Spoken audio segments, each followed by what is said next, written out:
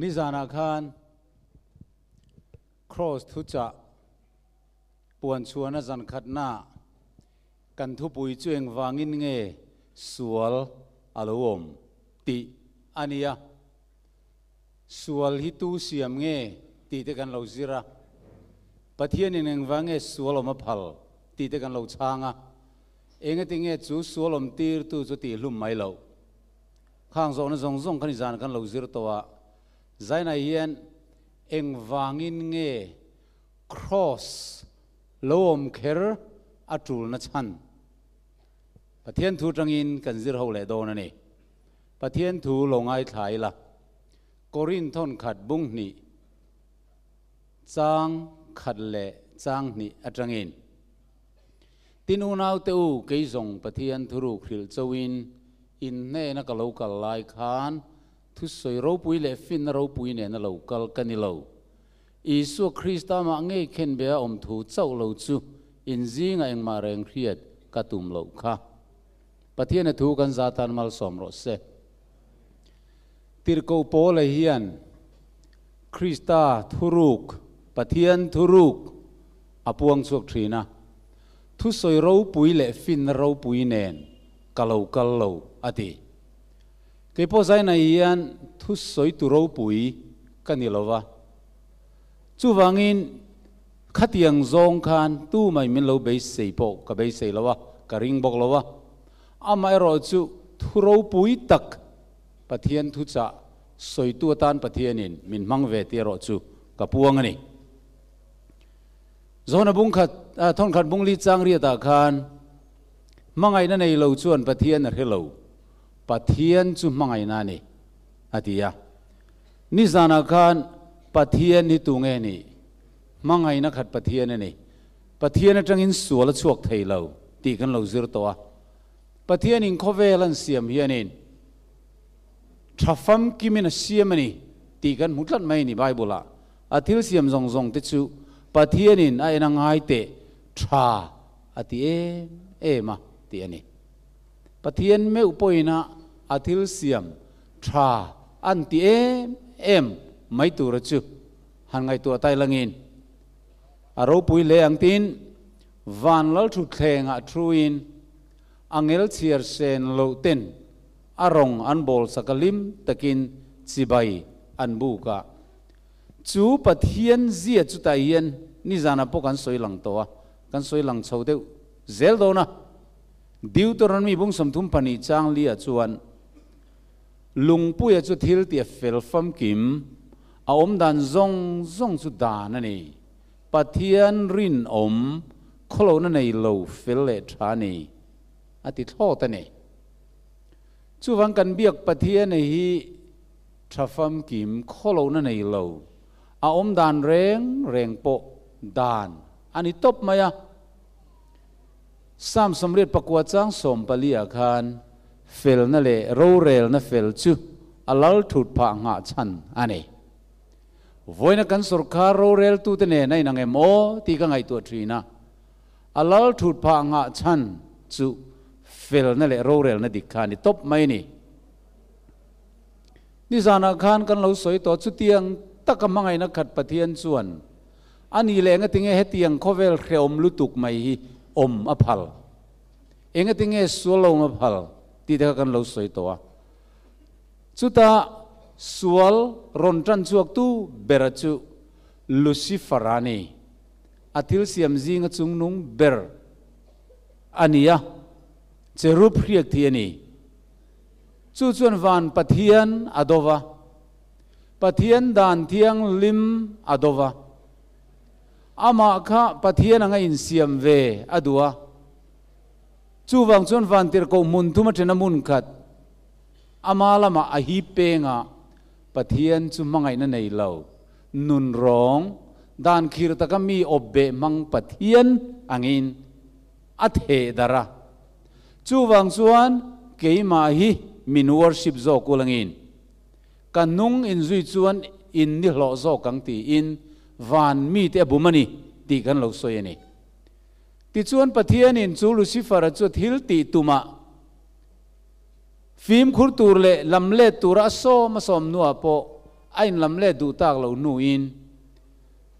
pathian anga oma pathian lal thut theng lua lan sak chu atum lui tatlata ti chuan vantir ko te zinga pathian chuan ke hilal pa mangai na le khongai na rel ding na mang thin tu pathian kania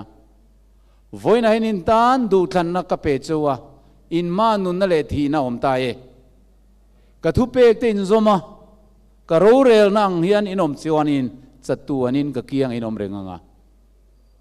amai ro chu Lucifer nung in zui ro chuan chatuanin in laboral don in du thang ro alo ti ta ka khan van mi te zong zong chuan an du an thang ta a Isu Krista niak nung zui le adan le thu pek zom mi kong him aniang ti ring zongin Isu alam an thanga ti chuan Lucifer nung zui hi kong him aniang ti ring zongin Lucifer an zui da boka vana chuan in then na lo om ta in do na lo om ta a ti chuan van in do na chuan in Lucifer le ho ti chuan chak ta lova leya pai thla kan ni ti chin zong khani zana khan kan han ngai thla ni kal thar te tang kan repeat lok ani ti chuan vana chuan lom na out ho ma lo om ta a Lucifer setan le ho te chu leya an zawa in pai thak an lo ni ta ka wangin vana chuan du thlan na mang dik zong te chau an lo om khom ta a chu wangin vana khen eng tika ma sual alut le ngai don to lova chu wangin van te u lom ro tin an au chuaka amai ro chu mi dot chia chuan leile tui fin riat chung apike tin ron au zu yani eng wange leile tui fin riat chung apik na chan vana tanga pai thak Lucifer setan alo ni ta khan he khovel ron ti buai don ani ti an riani ti chuan ria lok ang nge in he khovela pathianin ama an puya siam evile adam atekha engkim information alo pelok diama them tu te polo lakal thei ama ro chu huan lai ta ka thing ero chu ei su ti in alo rilok to a chu mi mang che mai chuan rule pui chu lo kala evi chu ron bum ta a rule pui tar dia bol kan ti ta ka kha vana pathian ne to lo ma seng he khovela ai o ada evile adam lal nu le lal pa kha ne atum tata ane thei pho chuan he khovela in lal puan flag azaranga ti chuan heta tang hian pathian chu adole thei don ani ti khang ai tu ani chuan kan ria thewang na thon thu kan soi tam to don lova evi kha bum thuta a evi du thlan na chu min saka chun lungoi takin evi khan pathian dan abo cheve ta ni thazok nianga in ti chuan a pasal po apeveta ti kha kan ria a mai ro chu adam ero hi chu bum mani velova re tak chungin adik lowani ti khreng chungin thei hi eita anupui amangai na wangin abul naya om mi ring azza na wangin ama siam tu pathian thua in anupui thu azom ta a ti chuan suala an panin an tluta ti kan riani setan a chuan lotling ain ti le mai evile adam ate chu bum thei ta ka wangin le thil sual ati tir thei ta ka wangin pathianin anot chuak ve don ti are chiang ani ani po Lucifer ka thafam kim ania ma se pathian dan pakhat lek abo chia ta wangin pathian ina male nungzi tu zong zong le apai tha ti aria a evile da ma po hian pathian dani pakhat lek po bo chia sela pathianin apai chuak ve don thoti a riat chiana wangin hlo tling po ain ti le a ati fu le ani ti chuan evile da ma te su pathian chuan anot chuak ta kan riat thewangin mei khan dai virton zok zok te chu eden kong khara ven tira cherup tenen eng ti kong main an lut le ngai don to lo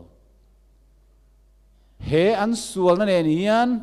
vak vain le ya than tui luang zoi zoin na thokin chon eyang rim takin atopa setan anen an laboral tlang don chu chon kalkong anita ni chu ole hetia pathian an no chu tak nuwa che hian he khovel a hian setan khan eng din mun nge lo lu tak ti bible teng kan en angai ta a he le ai o set pathian in ama ai o he le ai o lal nu le lal pa ta na da evile da makha setanan alo ne tak sia chuan he khovel ram evile da matelal na ram an territory yi setana kuta alo om ta mia mai ni chu indo na reng min ram an la ka flag an tar to na chin reng ka an ram aniang hian he khoveli setana khole tui alo ni ta chu wang chuan le setana din mun bible na soi chu nge ni pakhat te in loen ta ilangin zona bung som pani chang som thum pakhata khan lal i suan tuna he khovel lalingai tu ala yania atia he khovel lalli pai chua ani don ni ti thu aron soyeni khovel lal aloni ta ni chu ama ka chuan evile da ma ka khovel lal anni apani na chun korin bungli a khan thon ni bungli chang li a khan he khovel pathian aloni veta ne engwangin nge kan ti chuan a thu in oya boy chu in ni bible na ti ya pathian thu aya setana thu lucifer thu lo oi ta ka thang khan he khovel adama tha te zong chunga lal ber chu setana anilo thei to lo apathum na chuanin he khovel thim chunga ro rel tu aloni ta ne he kan om na khovel thim chunga ro rel tu chu setana hi aloni ta chu setana khuale tui chu kan lo ni ta ti na ni chu evile da ma tha te chu zona bung som pani chang som thum pakada khan tuna he khovel hi ngai tu lai ni tuna he khovel lali pai choni do na ti ya krista pathian an pui ro pui je chan chin tha eng chuan an mani chu nen te lo na turin chu nga te chuan he khovel pathian hian ring lo teril ro ti del ta a atia chuan he khovel pathian chu setana kha alo ni ta anung zui tu chu nang le ke hi kan lo ni ta chu wangin la li so khowela local kan nang ni zong in pa diabol ne na chuak in ni in pa du zong ti in du ani aron ti ta ni zu in khan ipa du zong iti ani ipa riat khop mai zuk le muam meizial ku wa sa da te kan han ti hian tu du zong nge setana du zong ani dot kan soya mi kan isi ka mi kan elrela mi kan huat te hian tu du zong nge setana du zong ani chu kan nuam ti zong ani chuan kan pa kha a riat lar to ani chu ole hetia khoveli setana khole tuyan lo ni tak chia khan enge lo ni ta han enta ilangin tra nai na lo khat tran ta tlat mai van khopuya lim na kha bowa eden won lim na po bota setana lal rama chuan tra na le lungai nain tha anzara thing na ten lo tril tran ta sual an chia chuan khovel aron nang ching ta a pangpar te an lo chuaya thi na sul nu chuan khovel aron nang ching ta a sual ra alo lang ta atira pathian in khovel moi taka siam te chu alo mel hem tran ta a thale ram rowa alo chang chho zo ta ti kan ria ani chu mai ni lo na chunga cheng te po chuan nat na te hiselo na chi rang te chiat rup na te van doi na chi rang te tuilian te kang mei te tlang kang hileng te kan lo tura to pa thi na kan lo tong ta chu setana khole tui chan vo alo ni tatlat mai ni ma se mi hin chu na tira kan asiam tu pathian ain chu lucifer thuoi chu lim om zo ka angai tlat sia evile da mate kan pathian dan zom na kong hi kong khe oma an ngaya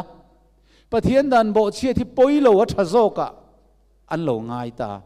ma se alo ni lo pathian thu pek bo chia na kong hi alo rap thak lu du ka chiat na lir ne to pa thi na rap thak tak alo theng te zo ka ni rombung nga chang som phani chon chi chon mi pakata wangin sual ko vela luta sual wangin thina lut boka chu tiang bokin mi zong zong ithelan ti sual wangin thina in mi zong zong fan chuak ta sual man thina in mi zong zong min fan chuak ka zaina local zong zong po hi kan dam lai so local man ni lo phei chuan thi vek tur kan la ni kan tak sa hen adai lo heng zong zong hi heng tur na le thina zong zong te hi setana chuan pathian awang lo ma apu le ta ne chu wangi fanua thiai fa pa thiai u thiai nu thiai pa thia emo metric fail har san nai to ka ye zon nai buaya i business a itisuala pathian ipu thin ani lo me pathian yen ngati em nge mo kai ni chung lir ri hetianga kan oma phal te po kan ti thin ani pathian tia apu thin ani chu setana yan ma se ni zan kan soi tong khan heng tuar na te chian na te van duai na thi na lo theng zong zong idik tak chuan setana awang sual na tho awang kan tor alo ni chu wangin kan pathian mi je hi tu nge nia setana mi je hi tu nge ni ti cross manga puan chua alo tul ta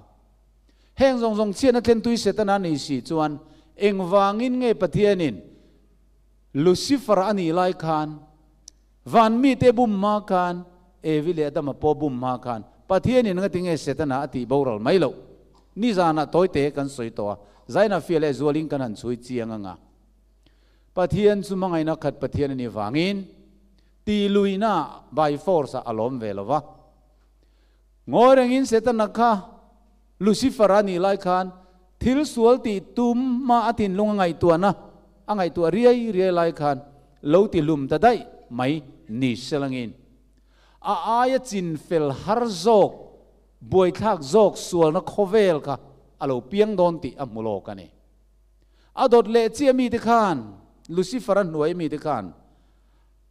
eng ti ka nge ke ni mi ron ti boral veang eng ati nge pathianin kan roi tu ro pui Lucifer trafam ki mi ti lum tak mai ador le tu ngeron ti lum le ta kang keima hi mi hlau na tin reng in tin lung tin aman chuak to do na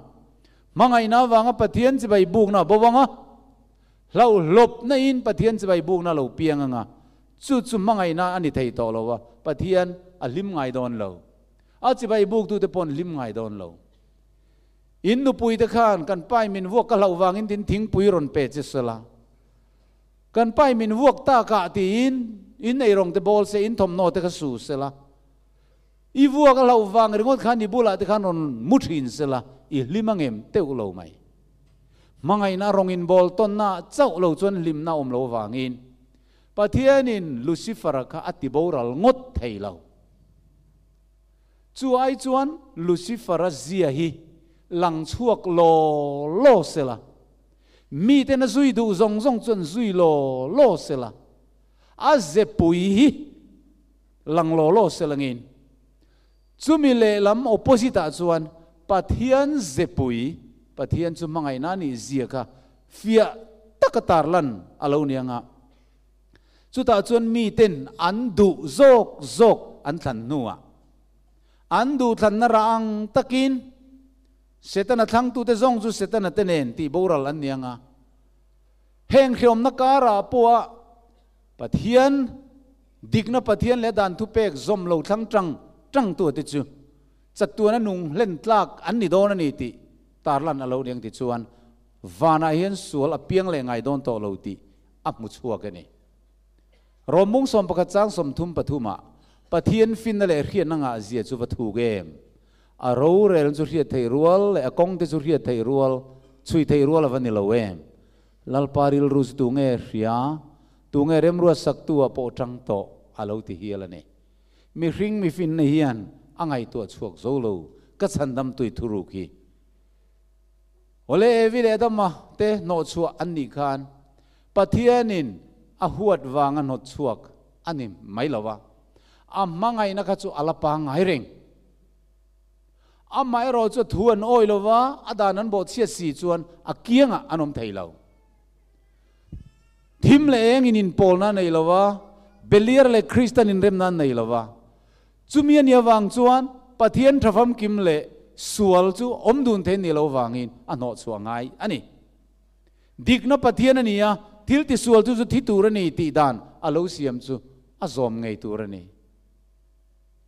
amai ro chu evi le da mate no chuan han ni ta chia maya hreom na le mang an na in ring nun an lua chia khan setana chuan kha in pathian chu mangai na nei lo pathian ka ti kha en ro tuna hian adan in an bo chedek de ka an no chuak mai chuwa khovela than tui luang zoi zoi le hreom ta kom turin asiam ta chu nia mangai na nei lo pathian ni ka ti kha ti kan lo mi ti in mi hing thin lunga hian pathian huat na pathian chu mangai na tla cham nerin na van duin kan to zong zong te po pathian min khem na rin na kha aron tu te zelani amai ro chu kan pathian ero chu bible kan huangin chatua na danglam ngai lo mangai pathian ni chu churon puan lan atum tlat ngoi rengin setana chu khovel mun rang ranga akal lora pathian fa tlu ve lo te po ava kom zela ti chuan pathian chu universe ma a heka pathian nun rong mangai na tlacham athil siam te lainat na nei lo angin a thedar ani amai ro chu Jeremiah bung som thum pakhat chang thuma pathian chu ti hian ro in puang chuak ta mana kan ne na lal pa lo lang chuan heti hian ati ni ani mangai top lovin ka mangai chia chu wangin lainat nain ka ruai ho che avaro puyem pathian chuan nang le ke voina setana khuale tui sual sa lo piang chatuan rem mun mabak mani thathei to lo sim thei to lo manin sandam thei to lo te hi min la mangai reng hei thil mak tak ania tharau thiang lim na tho tang lo phei chuan oi lei thei po ani lo I love thee with an everlasting love ti ani sap thonga chuan chatuan mangai nain ka mangai che mangai na top thei lovin ka mangai che ka ruai hole don che minti he thu ka soya piang ka soi tel zia chu edua ta chanchin ni ka thinunga lo lang fo mai Edward Parian na Prince of Wales antia kha nitla seng lo ro rel tu lal thu tlenga thu thei kha ania ma se Mrs. Wally Simpson American nu thoi voi ni lai thoi to amangai tlata wangin an ramdana chu chu thil thiang anilawa lal thu thleng nge idu nu thoi I thang turani ti in radio wa adu than nan puan ti rani ti chuan ain ngai tu buai chete lo kamangai ber Simpson tel lo hian lal thu thlenga hian thu don mai lakati tur ka duty hi ka ti thiam tak tak chuang lawang ro karel thiam chuang lawang chu wangin he nit la seng lo ro rel na lal thu thleng a thut ai chuan Simpson ka thang zo ke atita a ti chuan na lal thu thleng a kal san lal khuwa le tui le lal mi le sani na zong zong chu kal sanin he nu thloi voi ni thloi to nen hian an in nei ta ani chu leilal crown le nu thloi an exam ni chuan nu thloi a kang lo a poi ber mai ti in hla te po an lo phu khuma mitam tak chuan a ani khovel ani tla seng lo ro rel tu lal thu tlenga thu thei si mei che mel tha em po ni lo nu la thiang lim po ni lo voi ni lai thoi to le ngal an kal san du hi a ni lo mo an tia ma silangina le lama thil chut mi te chuan hetianga mei chia voi ni lai ming liau to mel thana em po nei lo lal mi le sa lal chung ko ni na te kal sanin lal thut thleng le lal lukum kal sana a han thang du hi chu mangai na dik tak in puan chuana ani ti nan lo comment ve bok ani kan la siam tu chuan eng ting e lo soi malmin som turin van kwa rowan rela ate mi khing thi na thu hian van ko pui angor na sa le mai vile adam te no chuan ni thu hian van kho pui angor chuaka van kho pui lim thei lo pathian po alim chuang lo du tak asiam ama an pui asiam alim na tur tan asiam bum na awanga setanan an roi bo ta le chatuana boral mai turan mu hian tha tham atum chuang lo ka zong le don ka thin lai lungdam na lapu atuna soeng deuh khan van khopuya chuan ro rel na lo oma pathian chuan dan bo chetu adama chung te chu chatuana tan atilum len mai don nge dan ni no langa mi hingte angai dam mai don pathian thin lung meu po alo boi zota ma se pathian chu ro rel tu dik ania dan kal tlat mai ro rel chu thei don si lo danang takaro rel don chuan dan bo chetu chuan thi angai sia dan bo chetu adama tha ten thi si chuan setanan pathian chu mangai na nei lo ani ti lo hek na ka adik don bok sia chu wang chuan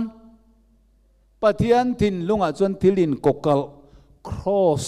kan ti hi alo om ta mi hing te tilum si lo wa chan dam dan kong aruam hana dan bo che chuang si lo wa mi hing te ruai kir le dan pathian chatuan ril ruwa alo oma chu chu cross thu kan ti hello ni chuan Isu Krista chuan van khopuya chuan kamangai ber kadu taka kasiam mi hing te tel lo chuan van lal thu thlenga hian thuin ro rel don maila ro karel thiam chuang lawang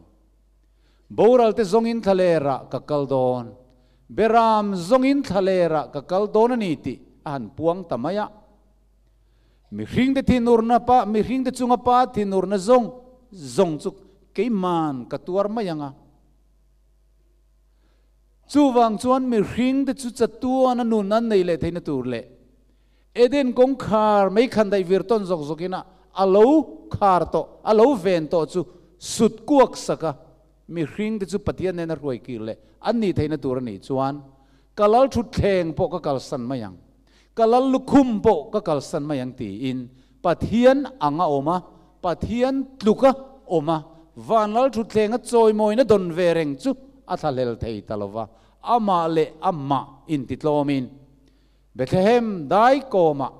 nula thiang lim mari chul hoin mi hring nang le ke mi sual te tlan turin nau se nangin alo piang ta van mi puiten makti takin anon tha liama an general ro pui ni le tha siruk jang kho chau rei wung te siam tu le kut pha choi kang thin tu pathian van kho pui en tu an choi moi nin ngai lo akha mi hring te du lo le chil chak khum ni mai tur te sarua ka zang par crossa an thi mai tur ten ngai tu chuan mak ti na in an khata leichung alo me mi hring te ne na rem thu leng ro se ti in aron tha liam ta ni kha he pian na Bethlehem kan zu thir hi kan zu kal trum khan beram pu teram tuan nan ti khan kan wakala a pian na lai tak te chu ti hian kan wa khoi ven an lo reserve te su dik modik lo mo kan relo tin lung chu khoi ve khop mai ole khalam chu kan soi thui man lawang Lucifer khan universe ma a pathian chu mangai na nei lo dan khir takami obbe mang pathian khongai na tlat samangin alo the dar towa chung zong zong su dot ani zia ron tilang tur le kan pa vanami tia kan lo ko thin kan pathian hi eng ang mi nge alo ni ron puang chuak turin Isu Krista pathian fa pamal nei chu pa ang chungom ngei chu he khovela local ta a riang vai ten he na chan chin haril turin lalpan riak min thia lalpa tharau chu ka chunga om ani chuan sal thene na chuan na thu le mit del thene na mit var nei le na thu soi tur te ti du da tur chu ti na tu te lal palu ngoi kum tu soi tur te in mit tir ni tin Nazareth atangin chan chin tha aron thil nga la baptisma chan nuwa mit del pian tira tanga setanan an mit alo ti del to te phar te ke bai te piang so le bengong te zeng te akal na piang aron ti dam ta zela aka tanga tong kam mangai thu chuak chu nu nau ten roi tui ta kangin an tlana alain na min meng moi ta le tong kam thum chuak chu nu nau ten dam nan an lo manga kum som tum le paria zet dam na be sei Bethesda dil kama zeng po chu mangai na wangin aron ti dam ta nili lai thi to lazar te po chu ron kai to lazar wangin atrap ve nge ya mei chewi re an man te po chu aron ngai dama misual beran soi zakaya che khon tu le bru mangnian soi mi zong zong ina an huwa dron po chu aron ngai dama pasal big po nei thailo ko pa mi hurlep chi an soi po chu nileng in tui khurbula athut puya chandam na amu tira asual angai dam saka azia zong zong mai khovela chen laia thilti zong zong ka van mi puite chuan an ron thir renga Lucifer nung zui tu zong zong te pon an ron thir boka universe khovel danga pathian fa thuvelo zong zong te pon he Isu Krista chevel hi an ron thira ale lama setana nun ron ziale do thei zia te po chu an ron mutel zel boka ti chuan kum thum le chan ve je dronga bol nuwa ahun to ber mang turin gesmani huana bane na in lanna vor top chu ane elo tulta nang le khovel sual na zong zong chu luchunga nga alo tulta a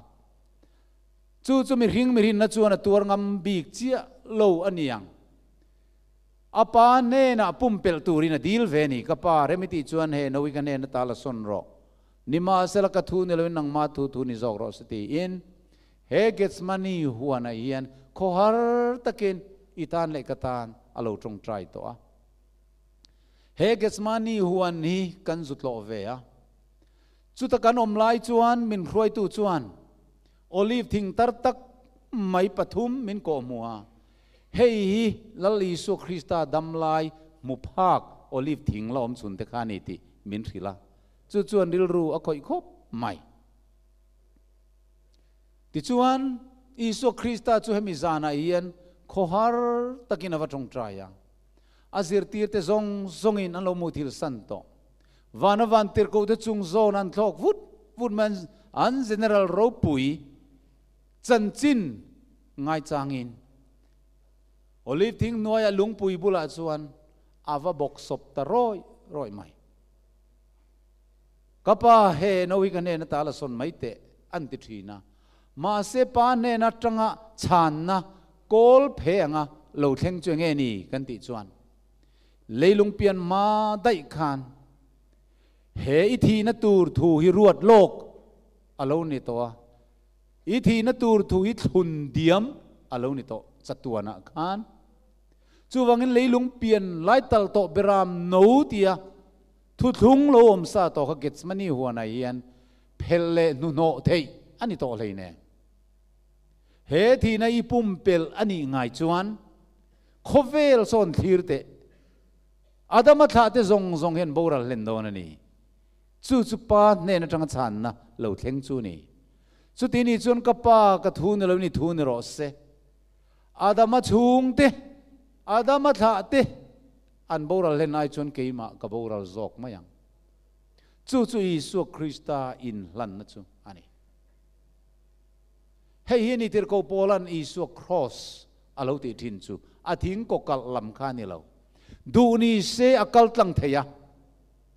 van tir ko sing mun sing ka ama chan chuak turin ko thla theya ama ero chu nang le ke min mangai na wang hian le setana hi mi do thei ania nun rong ania pathian chu mangai na khatalo ni zo ka ni ti len chuak tur le pholang turin he thi na rap thak ber mangai na vor top tar la na cross hi akal tlang angai ni ama du thu mi khin na khachuan sual nei mi silowina sual anga chiaran ni mai tur le mi hring te du lo wa soi sakan ni tur khadik tak chuan atur ngam lo ani na ativea heti kong kher lo po yen ka pa chandam na kong ruam mandan a om lo mi an ti ngoi thina a om thei lo dan chu seng hoi ni tamai se pal zam ni tamai sela thina tel lo in mi hring ngai dam mai don ta sela pathian chu ro rel tu dik lo dan lo anga ro rel tu ani alo tul don sia chu chu dik na pathian tan ti thei ani si lo wangin dan ang takin thi nei ator ve angai ni nang le ke kan nun thei na tur chuan chun bible chuan nang tinge ti thanem ngai le zualin atrong traya athan chu tui angin leya afar kachiar dikem diglo athan chu thi farlian takangin leya farati than le tui hian an te reng nen heta hian thi nen ate kin tlat khamizana khan athan kha thi khar lian tak tak angin alo far chuak lok ani turani a chaw ta a thi dang ta ni chu vanavan tir ko thialim te chuan an lalpa an choi moinin ngai lo van ko pui tilom tu ka mi hring te sual na awanga pathin ur achunga lei botura a in hlan na le ataksa le silfen te thisenina bual kha vek ko pamang anga tong try lai an zomu khan pathian dan pakhat lek bo chia thi valo poi em pathian dan pakhat lek bo chia te chan chuana tura pathian kong ruam man ni abum bo lutuka achuk chho lutuk akhir khan lutuk ti kha van mithiang limten an khethiam tan ta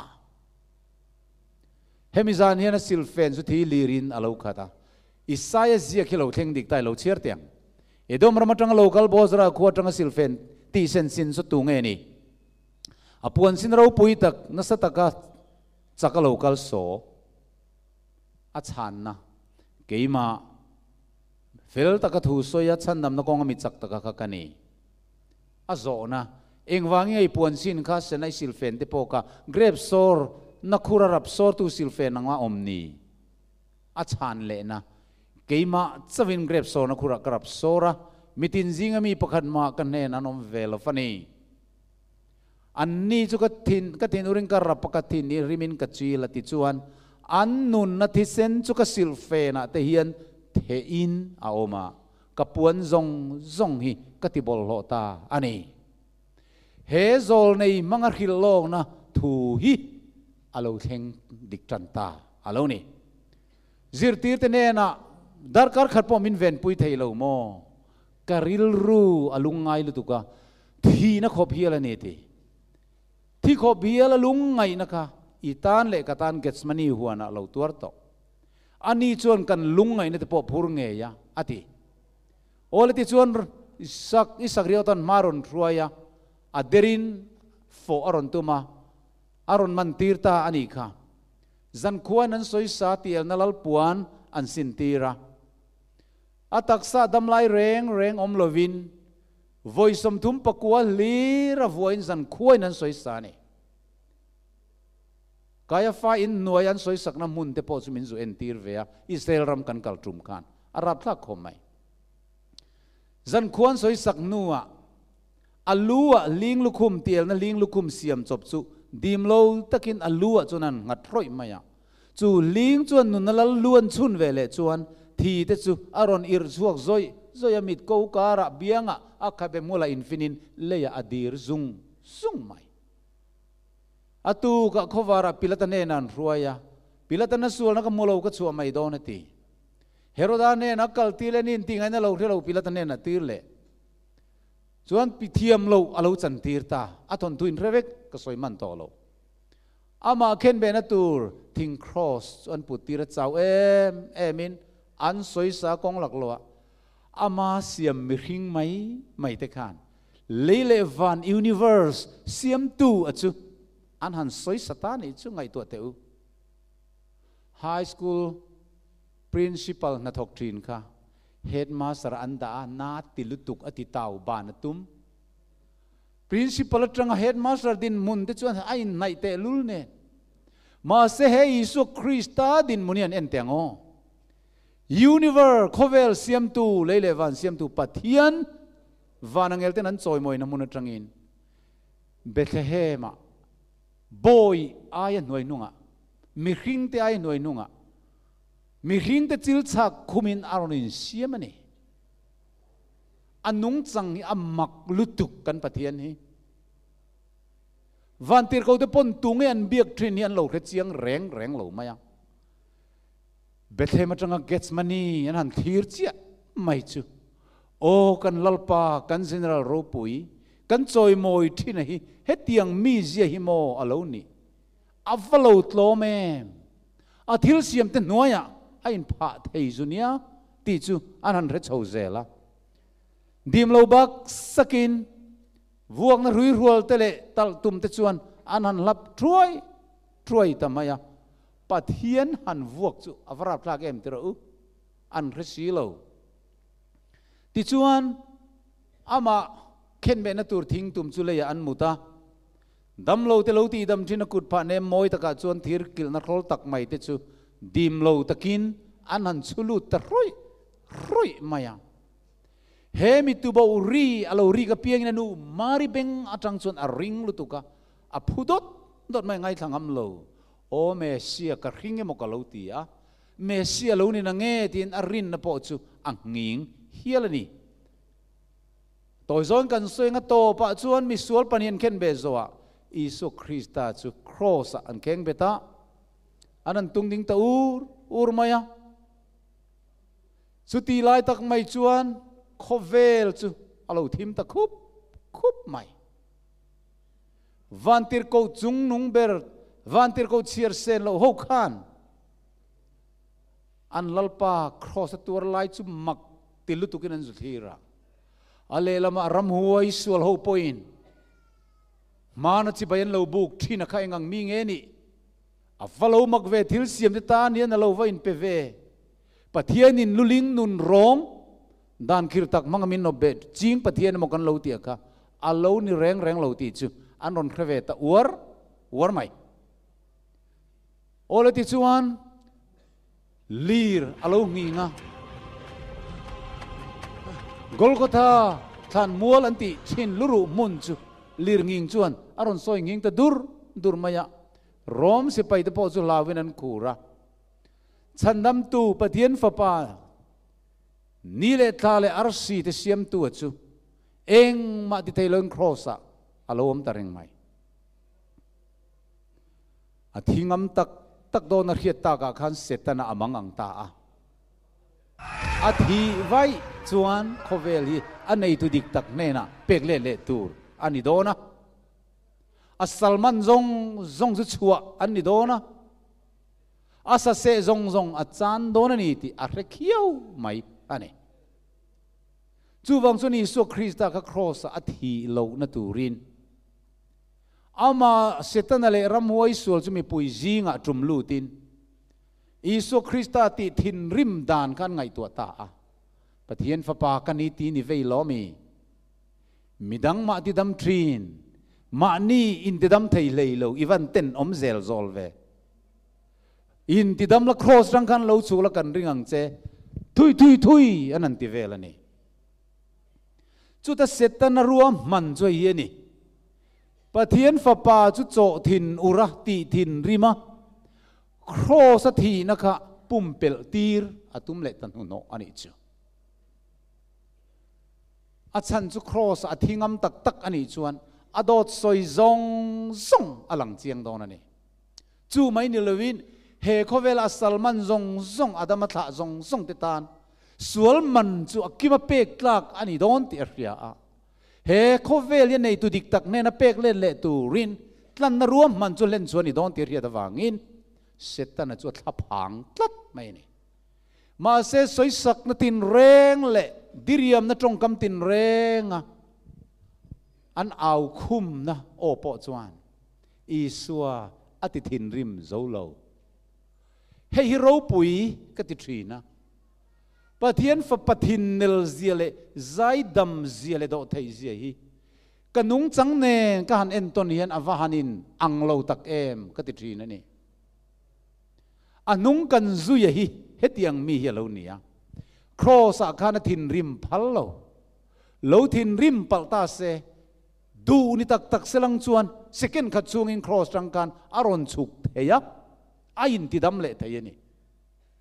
ma se chu lo ti palta sela he khovele chungom zong i setana kuale tui chatuaning kan nianga chandam kan ningai don lo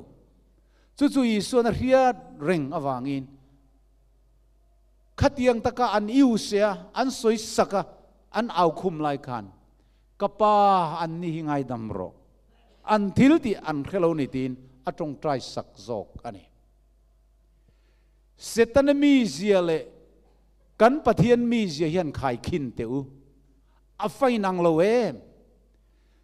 mangai na nei lo nun rong dan khir ta kami obbe mang pathian angin alo soi to a chu setana nung sui tu zong chuan voi ni theng hian pathian dan zom khera ngai lo a khir lutuk a ho mai dan zom kher lo point chandam kan niang an lati ta zat mai chu setana thui ruai te tong kam ani thina ni amai ro chu calvary cross pathian mangai na mu chiang tu te nu nai ro chuan pathian dan pakhat lek bo chian awang po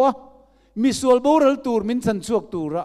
ain pek na thuk zia le am mangai na ril zia thi kho bial la cross thina min tor sak ngam zian mu yan pathian dan bo chiat ai chuan pathian mangai na wanga athuoi ve ka min an lo thlang ta ani he cross thui ka soi ning thei lawa chuan Isu Krista cross an lo thi chi mai khan lir pui lo ngi nga khovel lo thim ve ka darkar thum chung zong ka khovel a thim ani ka athi ma tang khan teru mo